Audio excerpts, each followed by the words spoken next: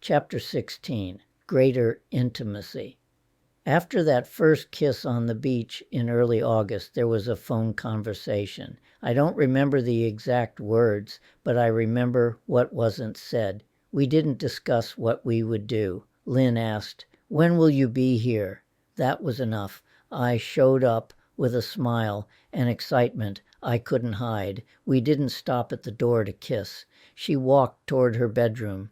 Whatever uncertainties she might have had about what I was comfortable with, there was no question that we would do it there, in her bedroom, where we could be close without interruption. We began to kiss. Then she directed me, suggesting a position she thought would be comfortable, me on top, her on her back. I steadied myself, supporting my weight with my forearms. We adjusted together, finding what worked. Deep kissing, mouths opening, the unspoken desire from the beach finding its natural place. Her bedroom became where we could be most ourselves, kissing, caressing, exploring each other with a tenderness that felt both new and strangely inevitable. Over the weeks that followed, I learned what Lynn liked through her body's responses, the way she held me, her vocalizations, the pleasure I could hear and feel. I liked making her happy,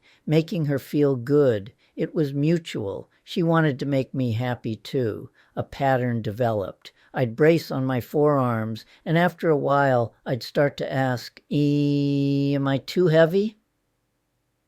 In the back of my mind were thoughts about her lung capacity, about cystic fibrosis, and whether my weight was making it harder for her to breathe.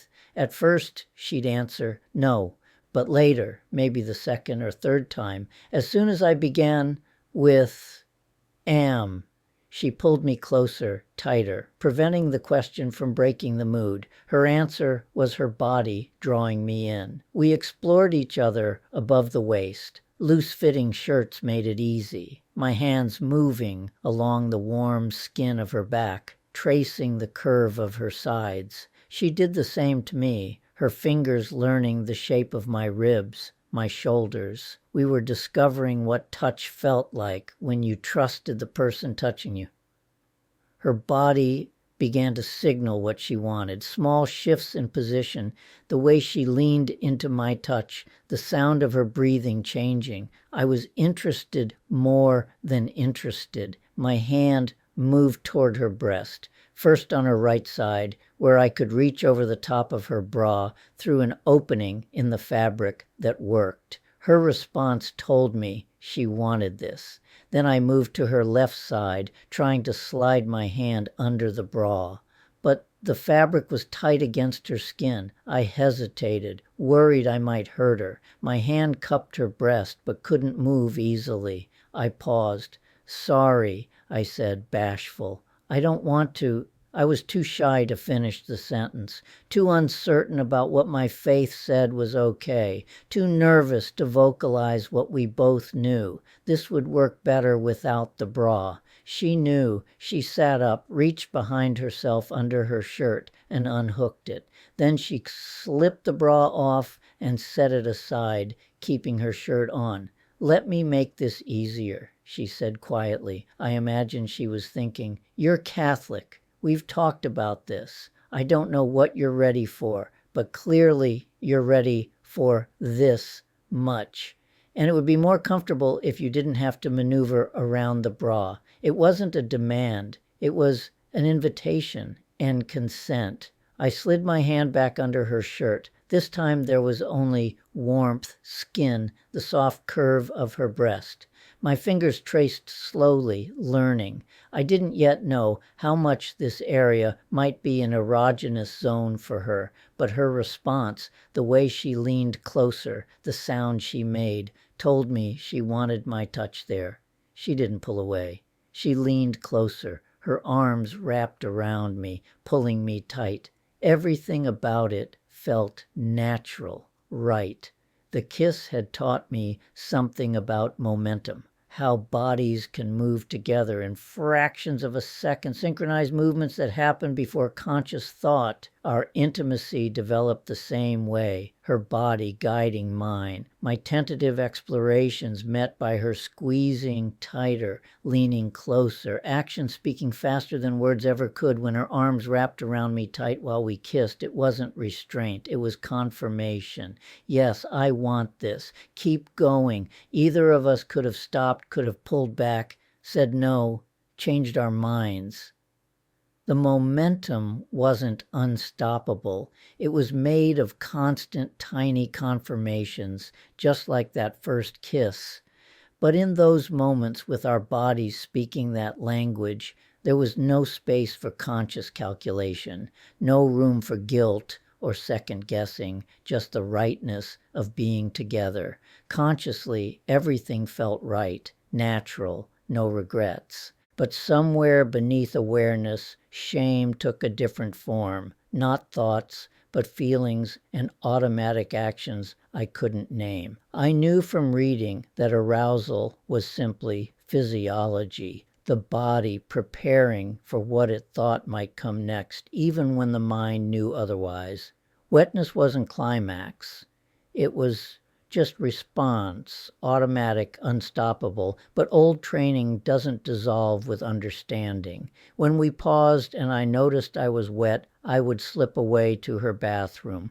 Quick cleanup, hiding evidence. The same reflex I'd learned as a boy. I never told Lynn. She wasn't Christian. Religion hadn't burdened her with shame around intimacy or arousal, I learned later. Much later through research, that shame around sexuality is common for people raised with strict religious teachings. It persists even when beliefs change. Even after marriage, the neurological pathways of shame can last for years. It wasn't immaturity, it was conditioning. Lynn had been spared that burden. She could express desire freely, follow what her body wanted without doctrine pressing down on her choices.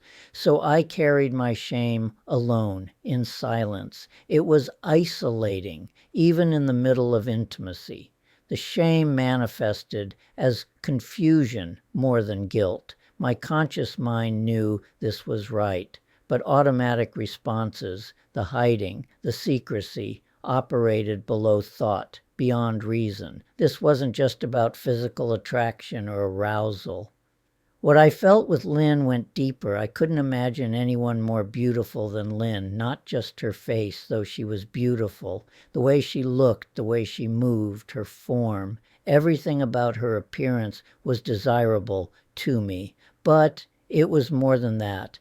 Days felt lighter when I knew I'd see her. She was on my mind constantly, not obsessively, but like a melody you don't mind humming all day, and I was comfortable, completely, all the time. There was never a moment of discomfort I had to overlook or push past. No awkward silences that felt wrong. No sense that something was off. Just ease, just rightness, peace, contentment. The kind that comes from knowing you don't need more.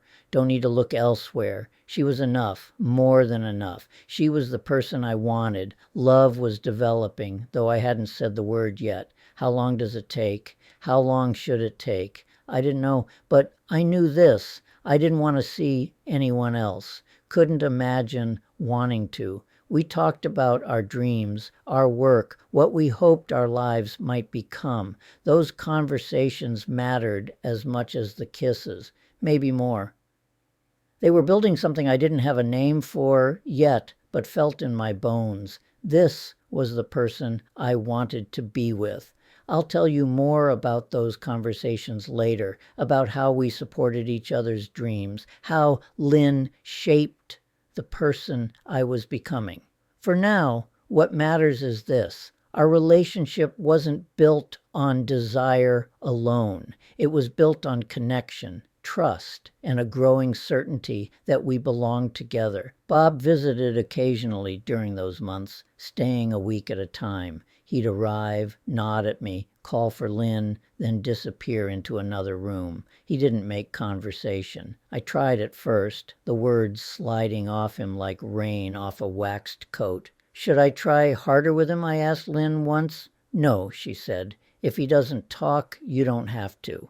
That was Lynn. Firm boundaries, no apologies. No one was going to manage her or decide her value. I admired it. I wanted it for myself. Lynn's directness, her clear permission structure that I didn't need to engage with Bob, planted a seed. I was learning that I could set boundaries, that I didn't have to accept disrespect, even from family. Soon, I'd need that same strength with my own mother. By November, the air had turned cold. One night, we walked to the beach after dark, bundled in heavy coats. The surf was black glass with a white seam where it broke. We climbed the wooden lifeguard stand and stood facing the water, wind pulling at our clothes. I stepped behind her and wrapped my arms around her waist, my chin tucked into the wool at her collar. Her body relaxed into mine, hands resting over my hands, weight leaning back. Even through winter coats, layers of fabric creating every possible barrier, heat rose in me, quick, undeniable. I noticed that wetness, hidden, the normal response of arousal, and uncontrollable. My body responding to simple closeness, to her presence. I thought about my mother, how I'd recoiled from her touch earlier that year, an instinctive pulling away, unconscious, before thought could intervene. That's what abuse does. It trains the body to flinch. With Lynn, it was different. We welcomed touch. It steadied us both. She expected I could surprise her with this kind of affection, and she welcomed it. Some vague sense of shame stirred about the wetness. But another thought surfaced too. Arousal couldn't possibly be avoided. We had winter coats on. If it happened through all those layers just from standing close, then it couldn't be controlled. And if it couldn't be controlled, it couldn't be wrong. As December arrived, something in me steadied. I found work in human services, supporting adults with developmental disabilities. It felt like the first right fit in a long time, as if my life had stopped scraping and started to catch. Lynn and I had been together 5 months. To anyone watching, we'd been a couple from the start, exclusive, committed, boyfriend and girlfriend. We held hands everywhere, spent every day together. No one questioned it. One afternoon near Christmas, Lynn and I were at my place, the house Donna owned, where she'd rented me a room first, then added Terry as a second roommate. We were getting ready to head out to see a neighborhood known for elaborate Christmas decorations. "Hold on," Donna said, grinning. She grabbed a camera.